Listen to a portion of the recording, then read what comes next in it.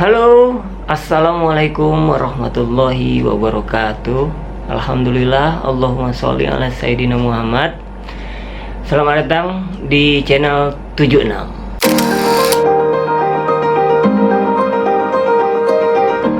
Jadi kali ini saya pengen ngebahas dan berbagi pengalaman hidup selama setahun ini bersama istri saya. Apa itu? Coba kita panggil aja langsung, my wife.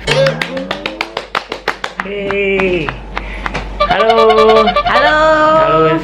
Oke, kali ini kita pengen ngebahas tentang perjalanan hidup kami selama setahun. Jadi istri saya ini divonis dokter, sini yang dekatan. Udah. Divonis dokter terkena gagal ginjal kronis. Jadi dokter bukan menganjurkan ya, menyuruh ya. Iyalah, menyarankan. Menyarankan untuk hemodialisis. Atau kalau misalnya awam biasanya disebut cuci darah. Ya. Jadi sekarang kita pengen berbagi tentang pengalaman awal bagaimana kami menjalaninya. Apa, menerima berita itu? Menerima kenyataan. Iya, kenyataan. Kok bisa ya masih muda udah kena gagal ginjal.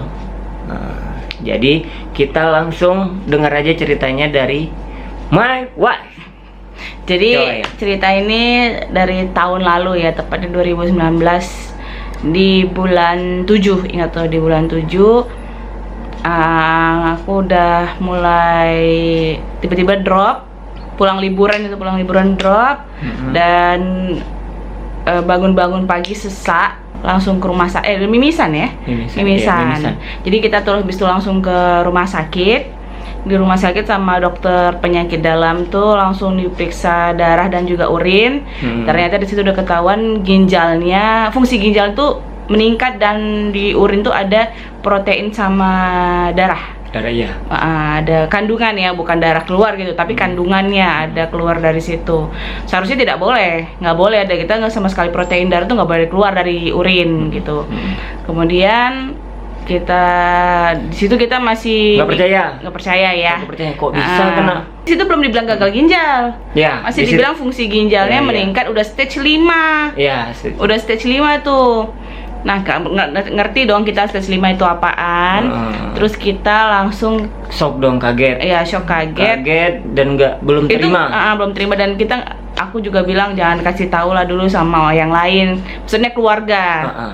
Karena aku mungkin masih males untuk ditanya-tanya karena kondisinya juga drop gitu kan. Nah, itu, sorry potong. Nah, itu ciri-ciri kita baru terkena vonis. Iya. Jadi rasa terimanya tuh belum.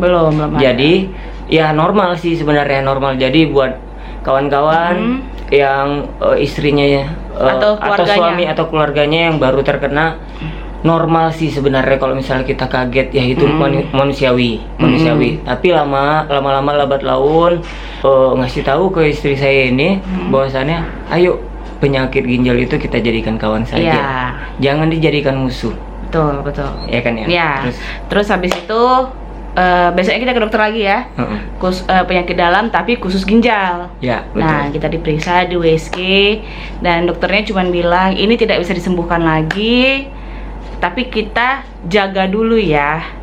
Ya, kita jaga. Mungkin karena kreatininnya itu belum mencapai untuk cuci darah. Ya. Kreatinin cuci darah tuh nggak salah 8 ya, aku tuh masih 6. Oke. Kalau nggak salah nih ya, kalau nggak salah. Jadi aku tuh masih 6, ingatnya tuh 6. Tapi nggak tahu yang untuk cuci darahnya berapa. Nah, kata dokter kalau ini setidaknya kamu bisa jaga dulu, tidak bisa disembuhkan, tapi mudah-mudahan turun sedikit, walaupun nggak bisa banyak. Oke, kita jalanin 3 bulan ya, 3 bulan, kontrol tiap bulan, masih stabil sampai di bulan keempat. Ternyata mual-mual lagi. Udah di 10 kreatininnya. Nah, disitulah dokter bilang, tapi sebelum ke 10 bulan, 4 bulan itu kami udah sempat ke Pineng lagi ya. Ya. Udah 3 kali lah itu. Ya. Karena rasa tidak percayanya. Ya, itu betul. Itu pasti kita mencari kebenaran lah sebenarnya. Walaupun emang terjadi betul gagal ginjal. Iya, gagal ginjal. Apa salahnya kita mencoba kan? Jadi kita coba untuk opsi yang lain. kita coba dokter ini, kita coba dokter ini, kita coba keluar negeri, dan ternyata semuanya hasilnya sama ya. Hasilnya sama, sampai di Pinang juga udah di biopsi dan memang udah kronis gitu. Nah, hasil biopsi itu memang gagal ginjal karena hipertensi. Akhirnya 4 bulan kemudian 4 bulan kontrol. Di bulan keempat itu ternyata kreatininnya jadi 10. Dokter cuma bilang cuci darah ya katanya, karena untuk meningkatkan kualitas hidup.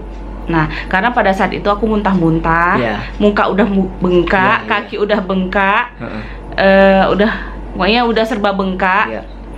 Jadi benar kata Rini, ketika dokter sudah menganjurkan untuk hemodialisis atau cuci darah, mendingan kawan-kawan mengikuti anjuran itu. Kalau salahnya kami tidak mengikuti itu karena masih berpikir bahwasannya ini bakalan sembuh. Ternyata malah memperburuk atau kondisi. Justru kalau kamu hemodialisis ketika urium ya yang kreatin ya naik ya. Racunnya naik, kamu tidak cuci darah itu malah memperburuk. Mending kamu cuci darah agar memperbaiki hidupnya kembali. Iya, meningkatkan kualitas yang dari sebelumnya itu kan mual. Pokoknya nggak bisa ngapa-ngapain lah. Justru setelah cuci darah normal kembali. Iya, waktu kita cuci darah memang kondisinya inilah proses cuci darah itu. Ini pengalaman yang mau kami share juga ya. Iya, betul. Dari awal kami cuci darah itu memang kita udah pasrah lah waktu itu, karena udah dibilang kalau kamu tidak bisa jaga ini, kita mau nggak mau cuci darah. Itu dari pertama dokter udah bilang. Ya kan, cuman karena kreatininnya masih 6, waktu itu belum disarankan cuci darahnya. Cuma karena udah 10 udah disarankan. Sudah waktu cuci darah ya udah malam itu ke dokter, disuruh ke rumah sakit untuk besok paginya pasang doubleman yang di leher awalnya. Nah, itu udah dipasang, cuci darah 3 jam. Yang pertama itu kan 3 jam ya, 3 jam setengah, 3 jam lah, 2 jam setengah, 2 jam setengah. Ya, tuh pertama kedua di hari ini sama besok tuh, yang pertama dan yang kedua itu cuma 2 jam setengah atau 3 jam gitu. Terus kita dikasih untuk selanjutnya seminggu 2 kali. Nah, dalam proses cuci darah itulah kondisi kita mulai tidak stabil. Itu betul. Normal. Tidak 3 bulan pertama cuci darah tidak stabil karena banyak namanya penyesuaian tubuh ya. Tubuh terutama jantung ya. Itu jantung, paru-paru mungkin gitu ya. Jadi kita 3 bulan pertama itu bawaannya sensitif ya. Sensitif itu karena mental ya. Mental karena kita harus menerima shock ya mungkin ya. Mental harus menerima 2 kali seminggu cuci darah, dan itu seumur hidup. Dan juga itu aja sih ya. Itu sih yang selebihnya, karena kondisi cuci darah tuh kadang-kadang kita nggak menentu. Bisa nanti habis cuci darah drop karena tensinya rendah atau tensinya tinggi. Iya, betul. Iya kan, karena belum tahu kadarnya. Iya, makanya 3 bulan awal itu demamnya lagi. Iya, betul. Karena 3 bulan awal itu disitulah penyesuaian tubuh.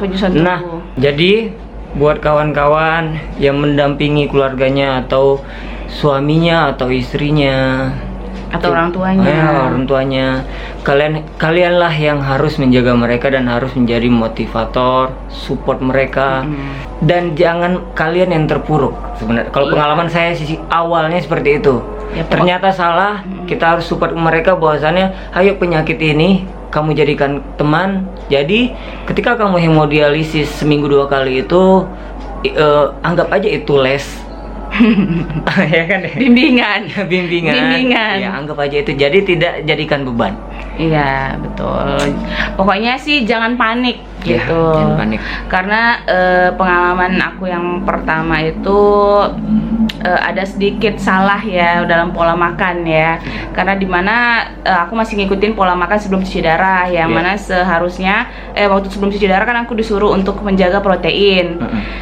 Tapi setelah cuci darah aku nggak tahu informasi itu. Ternyata aku malah disarankan untuk makan protein kayak seperti telur gitu kan, disarankan. Nah, jadi waktu itu HB aku 7 terus terus nggak naik-naik, bawaannya lemes. Tapi setelah aku menjalani, maksudnya mengikuti pola makan setelah cuci darah tuh yang boleh makan protein, ya HB aku mulai naik dan mulai ada tenaga ya, mulai ada tenaga. Jadi pokoknya jangan panik, apapun informasi yang kamu terima boleh konsultasi ke dokter atau ke perawat yang mendampingi kita waktu kita cuci darah gitu. Karena dan juga yang paling penting adalah berbagi pengalaman dengan sesama pasien cuci darah itu penting. Karena mereka juga sudah duluan cuci darah dan berpengalaman. Oke, karena maghrib sudah datang, itu adalah panggilan penting, kita tidak bisa menolaknya. Kami undur diri, saya Iman dan juga Rini. Kami pamit diri. Wassalamualaikum warahmatullahi wabarakatuh.